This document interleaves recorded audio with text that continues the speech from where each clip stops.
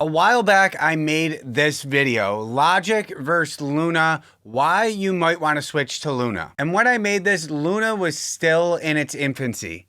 I mean, it still is compared to just about every other DAW out there, but it's definitely catching up. But this video turned out to be one of my most popular videos, so a year later, I figured I should make an update. Mostly everything I mentioned in the first video still holds true, but there have been some great updates for people who are using or interested in switching to Luna. One of the biggest letdowns for people who wanted to use Luna was that you had to be connected to your UAD Thunderbolt interface. Well, needing hardware just to open your DAW is such an old school way of thinking, and I think UAD realized this. So now down at the bottom left, you can switch your audio device from your interface to core audio, which means you can basically take your laptop on the road and continue mixing. I myself am always in the same spot when I'm mixing. I never really leave this room, but this is a big win for people who like to mix on the road. Now, as of the making of this video, you still need to own or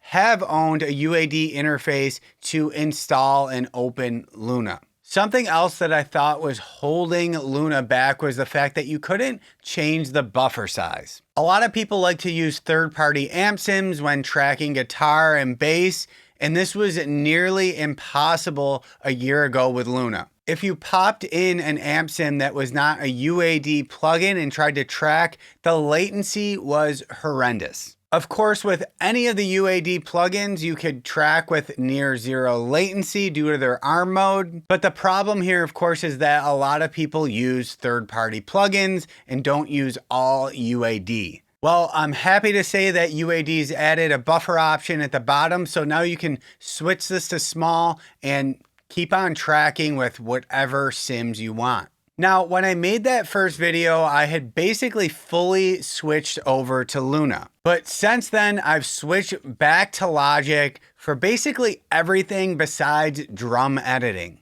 And there were a few reasons for this, and the first had to do with tracking. First of all, Luna has still not implemented take folders, which I didn't think was a big deal at the time. But if you're tracking anybody besides just yourself, speed and quickness during the recording stage is just so important. Using Luna's takes and versions is just way more complicated than it needs to be and just drags and slows down the recording stage. I can honestly say that if Luna does not implement a more seamless process like Logic's take folders or a process you see in most other DAWs, I will never use Luna for tracking. Now, another reason I went back to Logic is because I ran into some issues using some third-party plugins like I talked about in this video. Now, this issue has since been resolved, but one thing I know is that Logic is very stable. I've been using it for over 15 years